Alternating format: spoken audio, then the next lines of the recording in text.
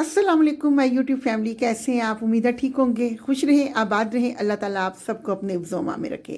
जी तो व्यूअर्स, आज मैंने बहुत ज़बरदस्त इमली, आलू बुखारा और खुबानी की चटनी बनाई है।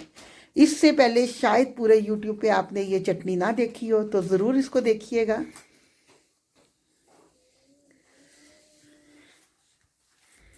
बिस्मिल्लाहिर्रहमानिर्रहीम। शुरू अल्लाह का नाम लेके जो नहायत मेहरबान और रहम करने वाला है। सबसे पहले तो यहाँ पे मैंने 2 कप लिए थे खुबानी के। इसको मैंने अच्छी तरह से धो के और गर्म पानी में इसको मैंने थोड़ी देर के लिए भिगो दिया था ना। और साथ ही इसमें मैंने आलू बुखारे लिए हैं। आलू बुखारे तकरीबन 16-17 के करीब आलू बुखारे थे जो मैंने इसके साथ ही भिगो दिए थे। अब इसमें मैंने तकरीबन 1.5 कप के करीब पानी शामिल किया है, 1.5-2 कप जितना भी आप अंदाजे से देख लें। और पहला जो पानी था जिसमें हमने भिगोई थी वो सारा पानी इन्होंने सोख कर लिया था। तो अब नए सिरे से मैंने इसमें पानी डाला है और इसको हमने रख दिया है पकने के लिए। क्योंकि ये भीगी हुई हैं, थोड़ी देर मैंने भिगो दी थी, आधा पौना घंटा, तो इसलिए ये बहुत जल्दी से गल के तैयार हो जाएंगी। तो इनको हमने नॉर्मल फ्लेम पे पकाना है और इसको गलने तक हमने अच्छी तरह से चटनी को, इसको खुबानियों को ना पका लेना है। तो इसको तकरीबन आप 5 से 7 मिनट तक ही पकाएंगे ना, तो आप देखेंगे कि आपकी खुबानियाँ ना नरम होना शुरू हो गई हैं। और आलू बुखारा भी जो है ना वो नरम होके उसने, आलू बुखारे ने जो है ना उसके बीज हैं, मतलब जिसको आप उसकी गुठली कहते हैं, वो छोड़ने शुरू कर दी हैं। तो इसको यहाँ तक ही हमने पकाना है। और अच्छी तरह से इसको पका लेने के बाद इसमें जो जो चीज़ें शामिल होंगी, यकीन करें इतनी कमाल की ये चटनी बन के तैयार हुई कि अगर मैं आपको खिला सकती तो ज़रूर खिलाती। लेकिन ऑनेस्टली बहुत ज़बरदस्त ये चटनी बनी है ना। तो अब इसमें हम शामिल कर देंगे साथ ही इमली का पल्प।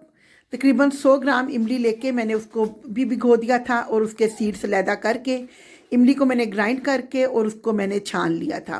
और छानने के बाद मैंने इसमें इमली का पल्प भी शामिल कर दिया है। तो यहाँ पे ये तकरीबन 1 कप के करीब इसका पल्प था ना। अब इसको हमने दोबारा से पकाना है और इसको बॉयल आने देना है।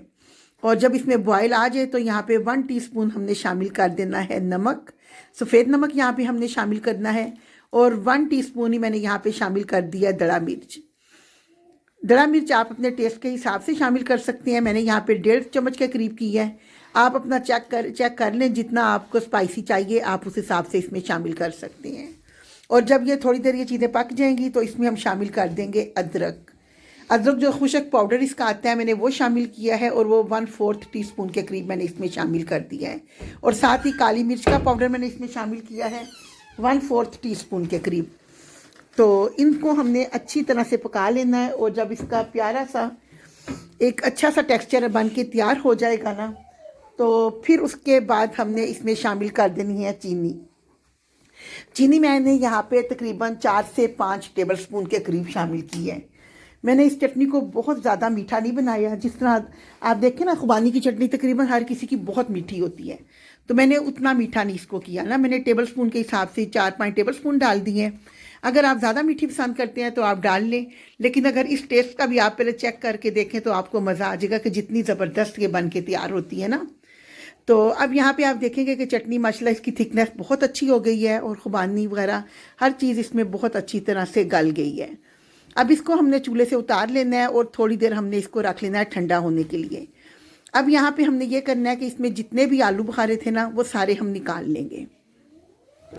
तो यहाँ पे 1 कप में मैं सारे आलू बुखारे निकाल के अलहदा कर रही हूँ। इनको अलहदा करने के बाद ना हम इनके जितने भी आलू बुखारे हैं उनको, उसके सीड्स हम लोगों ने अलहदा कर लेने हैं। ये देखिए, इस तरह आप आराम से इसको किसी भी फोक की मदद से करें, किसी तरह भी, क्योंकि अभी गर्म है एकदम से तो ज़ाहिर बात है ये टच नहीं ना होगा। तो जितनी देर ये पक गए हैं, ये इजीली कुछ भीगे भी हुए थे। और ये आलू बुखारे भी दूसरे जो ऑरेंज से कलर के होते हैं ना वो वाले, ये ज़रा नरम ही होते हैं। अब यहाँ पे तकरीबन सारे आलू बुखारे मैंने अलहदा कर लिए हैं और इसको फोक की मदद से इस तरह मैंने करके ना, तो इसका मैंने ना अलहदा करके तो इसको मैंने मैश कर लिया था। और इसको मैश करने के बाद हम इसके सीड्स अलहदा कर लेंगे। और यहाँ पर ये बहुत आसानी के साथ सीड्स इसके अलहदा हो जाएंगे। सिर्फ थोड़े से गर्म है इसीलिए वो ज़रा हाथ लगाना मुश्किल हो रहा है, अदरवाइज़ उतारने मुश्किल नहीं है। और ये देखें, यहाँ पे सारे सीड्स मैंने अलहदा कर लिए हैं और जो आलू बुखारे थे वो मैंने अलहदा कर लिए हैं। इसको दोबारा से हम उसी पल्प के अंदर शामिल कर देंगे।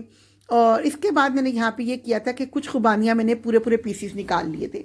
जब हम खुबानी की चटनी खाते हैं तो उसमें जो पीसीस आते हैं ना वो बहुत ज़बरदस्त टेस्ट उसका लगता है। आपने बाज़ार की चटनी भी नोटिस किया होगा, वो खैर जिस चीज़ की भी बनाते हैं लेकिन बीच में खुबानी के पीसेस लाजमी होते हैं और वो बहुत मज़े का टेस्ट एक देते हैं ना आपको। तो यहाँ पे कुछ सीड्स मैंने यहाँ पे आधा कप के करीब सीड्स निकाल के ना, तो इनको मैंने अलहदा कर लिया है। बाकी जितनी भी चटनी मैंने वो बनाई थी, इसको सारे को मैंने यहाँ पे ग्राइंड कर लिया था। और ग्राइंड करते हुए आपने सिर्फ 1 से 2 दफ़ा हल्की सी आपने जूसर ब्लेंडर को चलाना है, ज़्यादा आपने इसको बिल्कुल मैश नहीं करना। बस ये 1 चक्कर और 2 चक्कर इस तरह हल्की सी बस आप चला लेंगी और इसी में ये आपकी चटनी ना, ये जिस तरह हमें दरदरी सी चाहिए, इसको हमने बिल्कुल मैश करके चटनी की फॉर्म में नहीं लेके आना। और इसके बाद इसमें हमने जो खुबानियाँ इस तरह अलहदा की थी वो इसमें हमने शामिल कर दी हैं। इस स्टेज पे आप इसमें अगर नमक वगैरह या कुछ और चीनी वगैरह कुछ शामिल करना चाहें तो यहाँ पे आप शामिल कर सकते हैं। और इसको अगर आपने सेव करना है तो इसमें सिट्रिक एसिड, जिसको टाटरी भी कहते हैं, वो इसमें 1/4 टीस्पून के करीब आप डाल लें। लेकिन अदरवाइज़ ये चटनी इतनी ज़बरदस्त बनती है कि इसको सेव करने की नौबत ही नहीं आएगी, उससे पहले ये ख़त्म हो जाएगी।